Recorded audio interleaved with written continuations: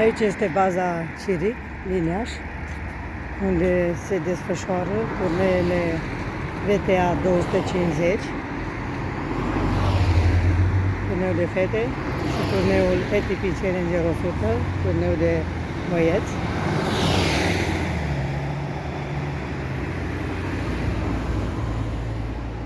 Până aici puteți veni cu autobuzele numărul 50, care merge spre aeroport, și cu autobuzele numărul 48, numărul 102.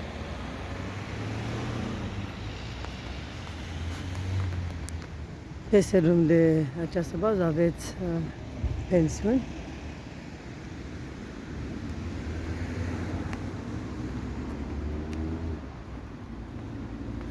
Aici este zona VIP.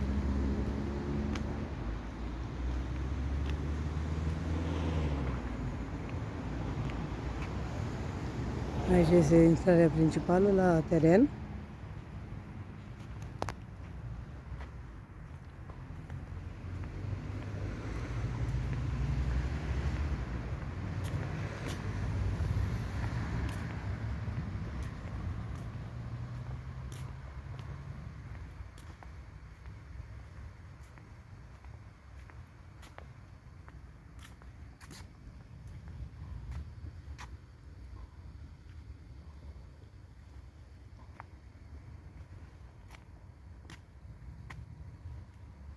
Este foarte frumos aici.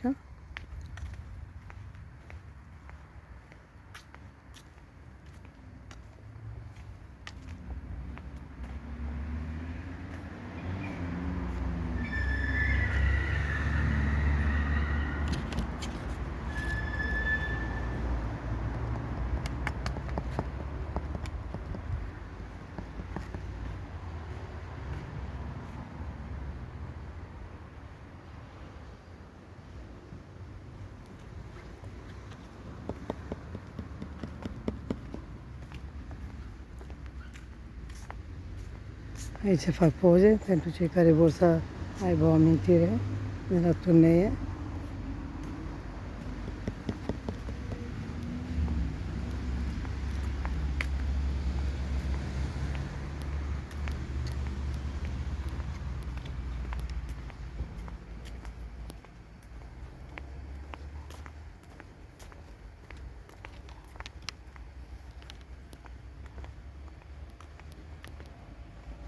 Și pe aici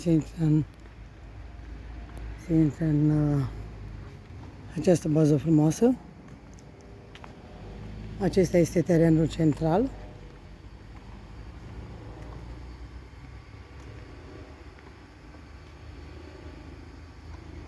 Kia este mașina oficială a turneelor.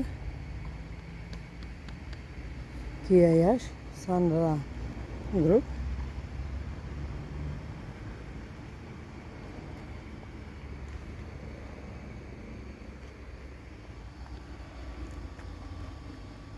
Priviți cât este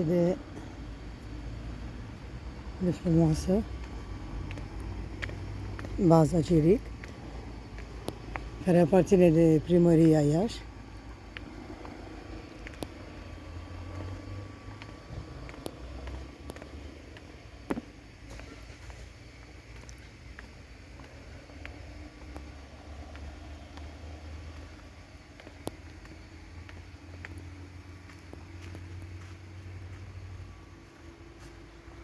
Aici erau două terenuri de tenis, dar pe un teren s-a pus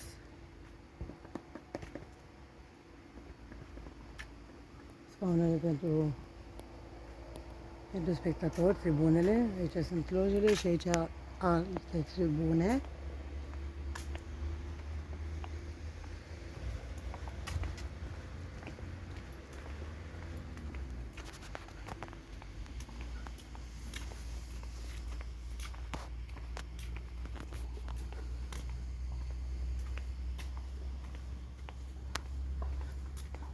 Coborâm câteva scări și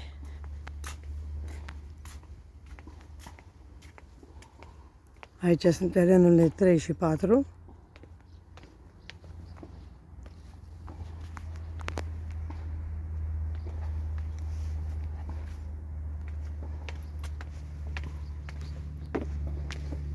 Priviți cât sunt de frumoase și aceste coșuri de gunoi în formă de minge de tenis.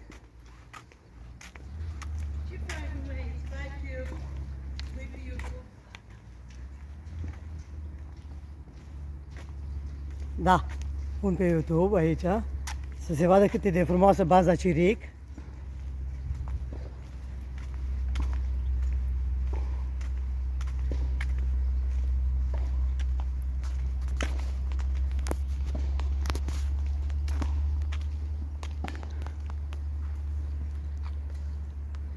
Concordia și Open se numește turneul de băieți, ATP Challenger 100, iar turneul de fete se numește Iași Open VTA 250. Acest turneu a fost câștigat de Ana Bogdan, la ediția 1 și 2, iar acum va fi ediția 3, acum ar veni, dar este prima ediție de VTA 250 în acest an, în 2024. Coborâm alte scări.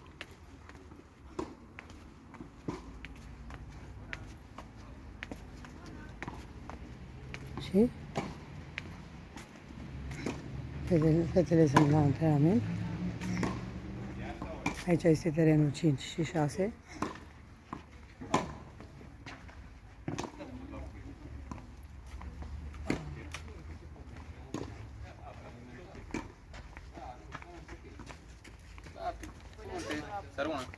Bună, bună. Irina Petecău aici. Georgia Crăciun. Și directorul Daniel Dăure. Filmez și pun pe YouTube. Filmez și pun pe YouTube. Niciunde nu scăpați de mine. Care dintre voi e mai tânără? Dă două fugă până sus. Iar vis-a-vis de intrarea în fostul playground de acolo, e o căsuță și acolo e Gabi, te așteaptă să dau o cutie de niște. Da?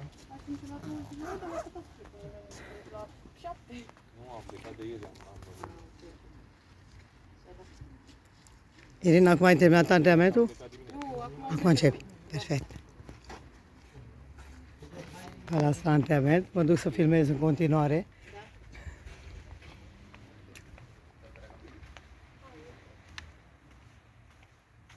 Aici este ieșirea din bază, cum ar veni, dar tot de primărie aparține și partea din spate. Aici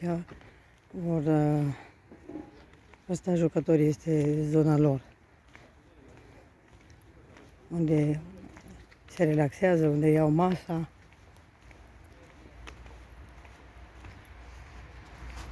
De aici se poate merge la strada principală, pe unde vin mașinile. Aici se coboară spre zona tenismenilor, cum ar veni.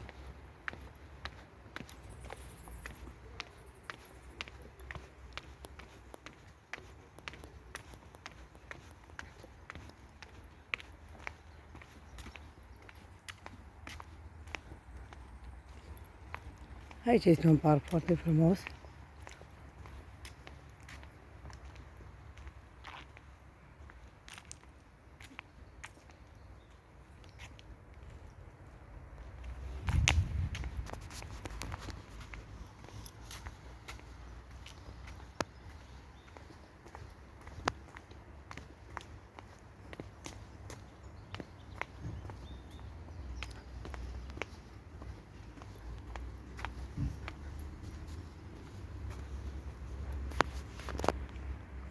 Aici este zona copiilor de mici.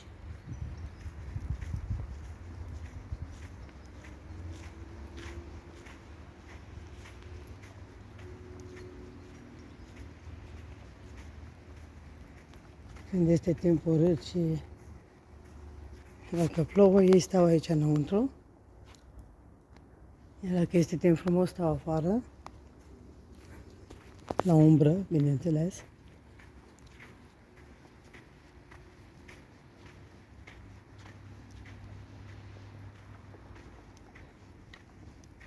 Aici este zona pentru presă.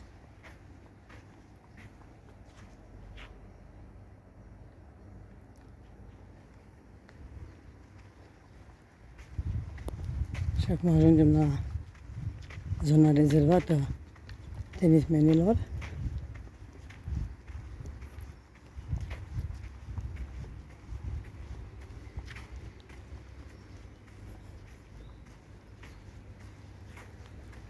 Aici au tenismenii, au cortul acesta frumos.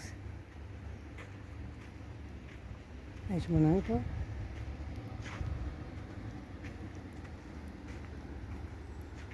Acum este închis acolo unde au ei zona de relaxare. De mâine vor veni din ce în ce mai multe tenismene. Aici se poate comanda de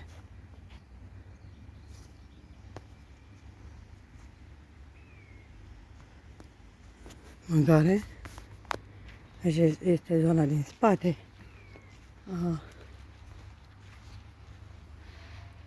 a zonei de relaxare, să zic.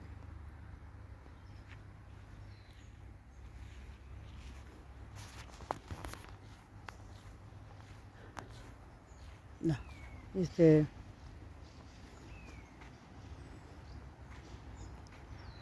este foarte frumos aici. Cum am zis, și această zonă de aici, unde este teren de fotbal cu iarbă sintetică și mai în spate teren de volei și de basket. Toate acestea aparțin primăriei din Iași.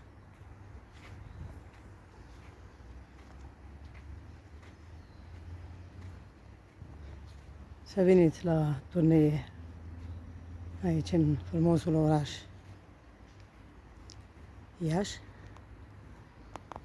pentru că sunt niște turnee foarte frumoase și foarte bine organizate. La turneul de